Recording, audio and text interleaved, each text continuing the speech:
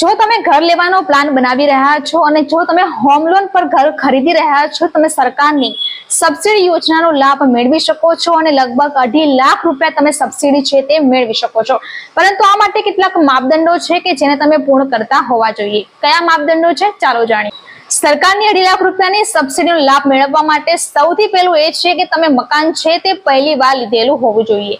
બીજું, આ યોજનાનો લાભ તમે પહેલા મેળવેલો ન હોવો જોઈએ.